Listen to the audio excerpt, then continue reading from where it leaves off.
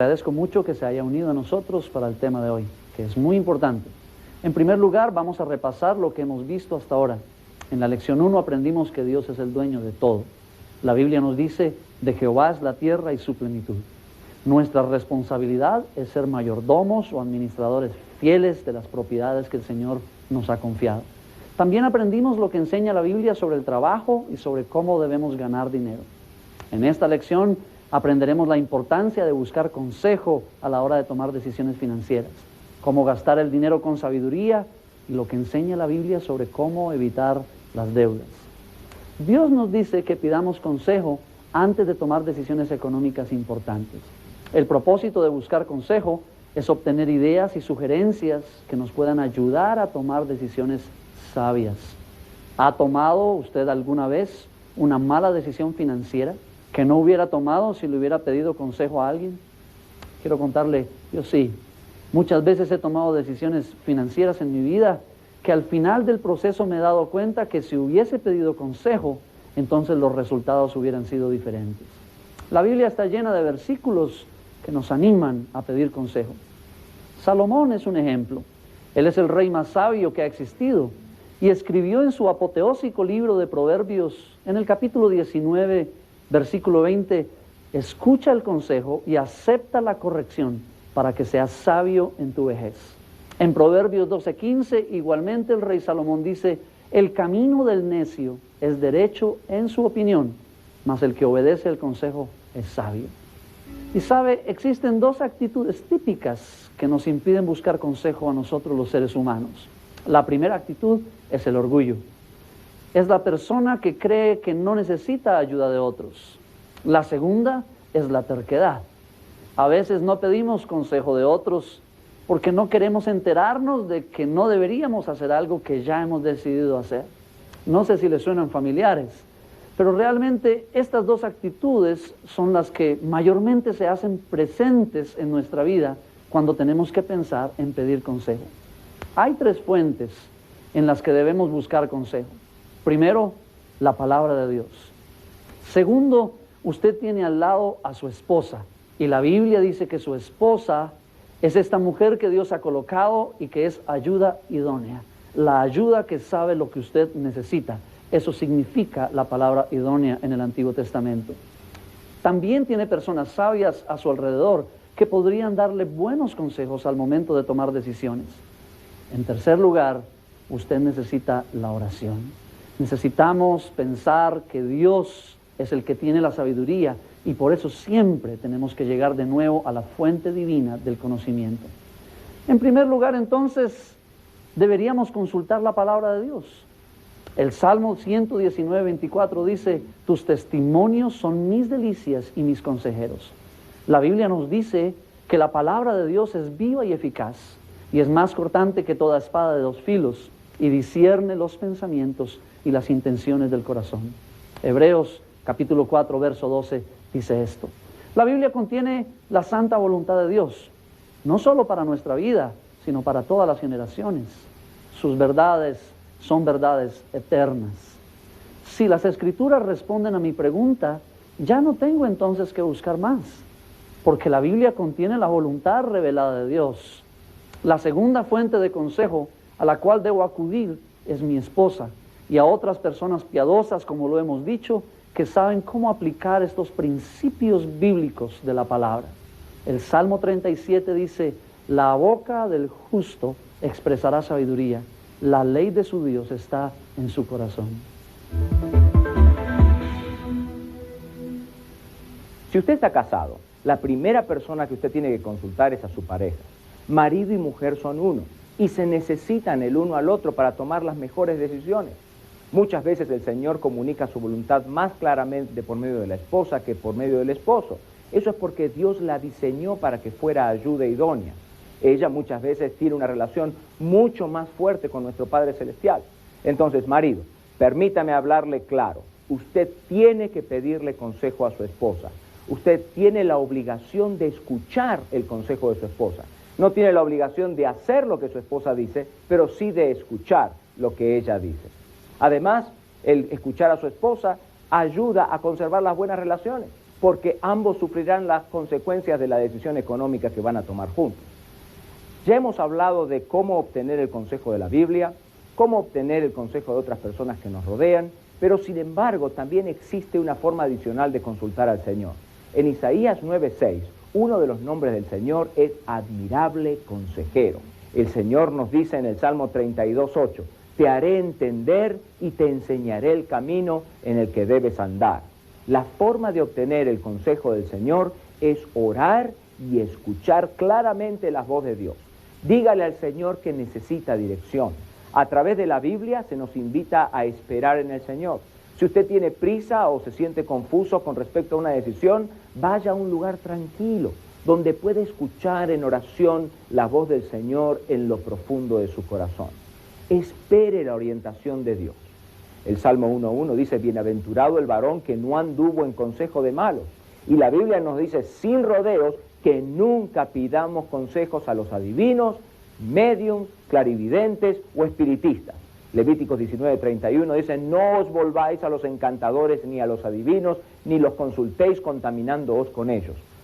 Tampoco debemos jamás usar ningún método de los que usan para predecir el futuro, como los horóscopos o cualquier otra práctica ocultista.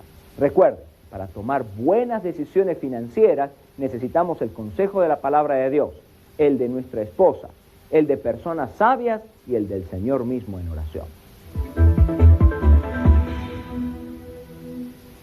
El Señor ha sido bondadoso y nos ha dado varios principios bíblicos muy prácticos que deberían de influir en la forma de gastar nuestro dinero. El primero es el contentamiento. ¿Qué les parece? El contentamiento. La doctrina del contentamiento ha desaparecido de la iglesia latinoamericana. Ahora que nos ha llegado el consumismo, nos hemos olvidado por completo de este principio bíblico para nuestra vida económica. La doctrina del contentamiento dice que cada uno de nosotros debemos aprender a ser feliz en el lugar económico en que Dios nos ha colocado. La palabra contentamiento se menciona 7 veces en las Escrituras y en varias ocasiones se relaciona con las propiedades. Pablo dice, no lo digo porque tenga escasez, pues he aprendido a contentarme cualquiera que sea mi situación. Sé vivir humildemente y sé tener abundancia. En todo y por todo estoy enseñado, así para estar saciado como para tener hambre, así para tener abundancia como para padecer necesidad. Todo lo puedo en Cristo que me fortalece. Pablo aprendió a tener contentamiento. Oiga, aprendió a tener contentamiento. Por favor, escuche con cuidado lo que ahora voy a decir. Cuando hablamos de contentamiento, no hablamos de conformismo. El contentamiento no significa que uno sea perezoso. Siempre debemos tratar de mejorar y de convertirnos en administradores cada vez más fieles. Hebreos 13:5 dice, sean vuestras costumbres sin avaricia, contentos con lo que tenéis ahora, porque Él dijo, no te desampararé ni te dejaré. Esté consciente de que hay 2 cosas que contribuyen a la falta de contentamiento. La primera es la publicidad. Muchos de nosotros nos vemos expuestos a la publicidad que tiene como fin crear una falta de contentamiento en nosotros. Por medio de las imágenes que aparecen, muy atractivas por cierto, nos comunica un mensaje falso de que si compramos cierta cosa seremos verdaderamente felices. La segunda cosa que con frecuencia nos produce descontento es compararnos con otros. Esto suele llevar a codiciar la propiedad de otros y está expresamente prohibido en las Escrituras.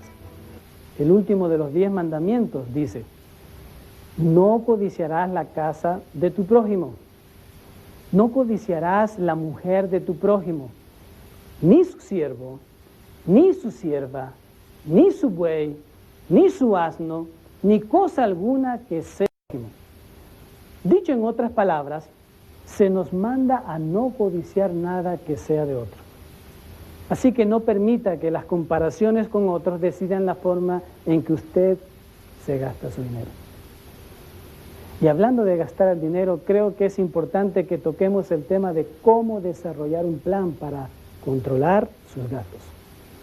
En la Biblia se nos alienta a estar bien al tanto del estado de nuestras finanzas. Proverbios 23 dice: sé diligente en conocer el estado de tus ovejas y mira con cuidado por tus rebaños, porque las riquezas no duran para siempre. Cada uno de nosotros debe tener un plan para controlar nuestros gastos, tengamos mucho o muy poco. Todos debemos conocer nuestro estado económico y cuidar por nuestras inversiones, porque las riquezas no duran para siempre. El primer paso para tener un plan de control de gastos es saber cuál es la bendición de Jehová para su vida. La palabra de Dios dice: la bendición de Jehová es la que enriquece y no añade tristeza con ella. Proverbios 10:22. Averigüe cuáles son sus entradas. Si varían, saque un promedio. Haga el siguiente cálculo.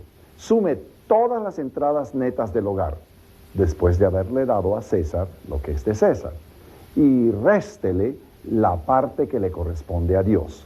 El resultado es la bendición de Jehová para su vida, el ingreso neto disponible. Esa es la cantidad de dinero con la que usted necesita vivir. Ahora, debemos averiguar a dónde se le va el dinero. Cuando vuelve a casa, consígase una caja de zapatos y colóquela en la cocina de su casa. A partir del día de hoy, cada vez que haga una compra, pida un recibo o escriba el gasto en un pedacito de papel. Cuando llega a casa, simplemente coloque los recibos en la caja de zapatos. Y de aquí a un mes, usted sacará esos recibos, los separará por categorías y escribirá en un papel cuáles son los gastos que tiene en su casa. Existen 5 amplias categorías relacionadas con el gasto del dinero.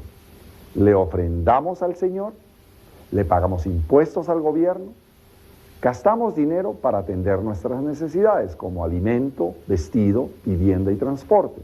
Podemos ahorrar dinero para necesidades futuras. Y si tenemos deudas o hemos fiado, empleamos dinero para devolver lo que nos prestaron. Con los recibos en la mano, calcule con cuidado cuánto está usted gastando mensualmente en las últimas 3 categorías.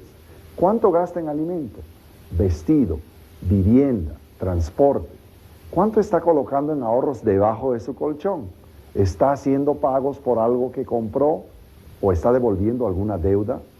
Sume también los gastos misceláneos o gastos varios, y eso le mostrará a dónde se le va el dinero mes tras mes.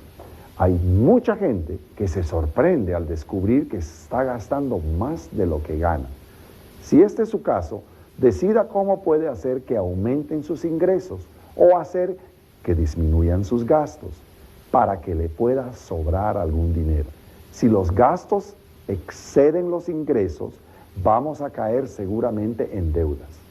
Las deudas están aumentando rápidamente en muchos de nuestros países de Latinoamérica. Las deudas son dinero que una persona toma prestado de otra y que está obligada a devolver. Puede tratarse de dinero que se le debe a un negocio, a las tarjetas de crédito, préstamos bancarios, hipotecas o préstamos de familiares y amigos. ¿Qué dice el Señor sobre las deudas?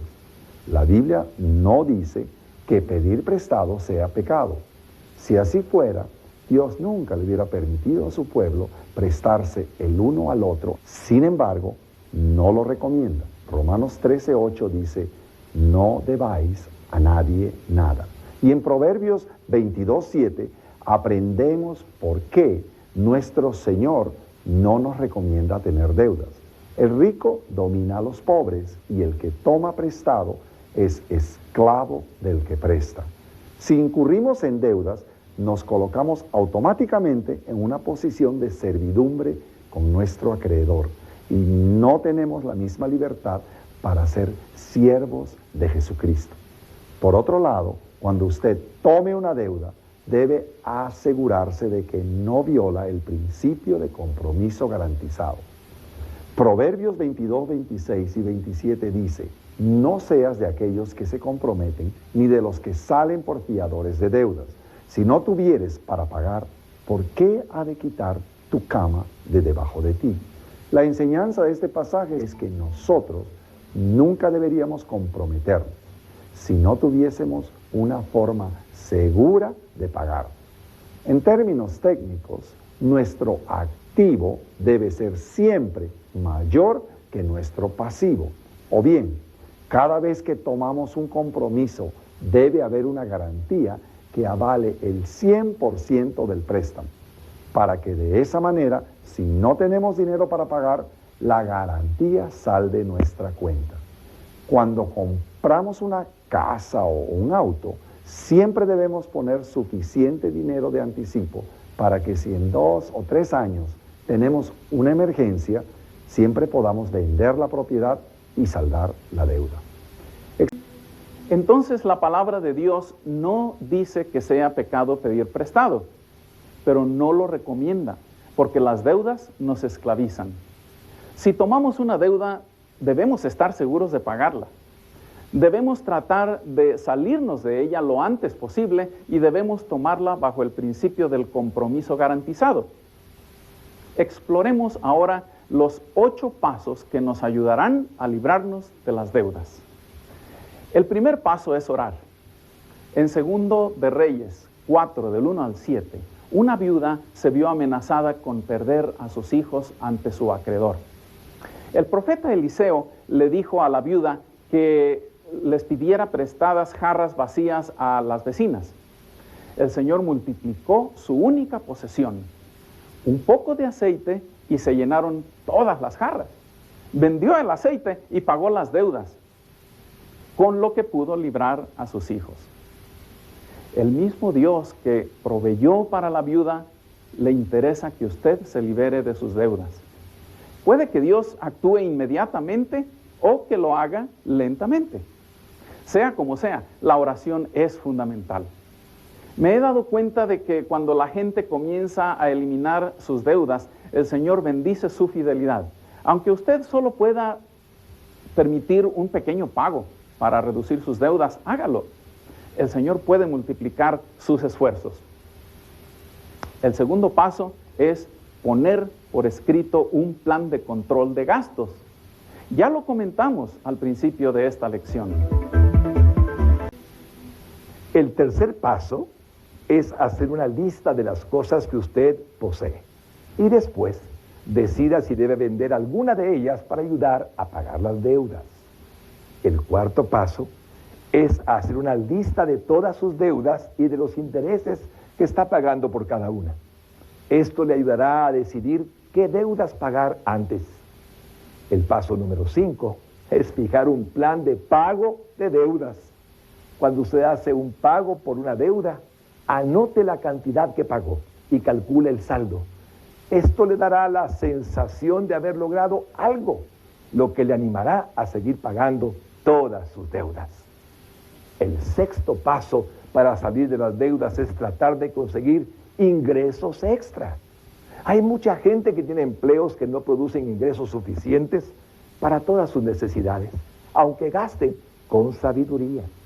En estos casos, quizás haya que pensar en trabajar más o en cambiar de trabajo para ganar más dinero. Pero no se detenga hasta que se haya librado de ellas. Librarse de las deudas es un trabajo arduo, pero con la libertad que se obtiene, la lucha vale la pena. La última cuestión relacionada con las deudas es la de respaldar deudas. Una persona que es avalista se convierte en responsable legal de pagar la deuda de otra. Es como si usted tomara prestado el dinero y se lo diera al amigo o pariente que le pide que sea su avalista o fiador. Las Escrituras hablan claramente sobre los que son avalistas. Proverbios 17:18 dice: el hombre falto de entendimiento presta fianzas y sale por fiador en presencia de su amigo. Yo le urjo a usted a que use todo su sano juicio y no sea fiador o consignatario de ninguna deuda.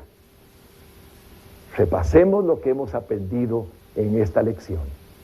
En primer lugar, debemos buscar el consejo de las Escrituras, de personas piadosas y del mismo Señor a la hora de tomar decisiones financieras.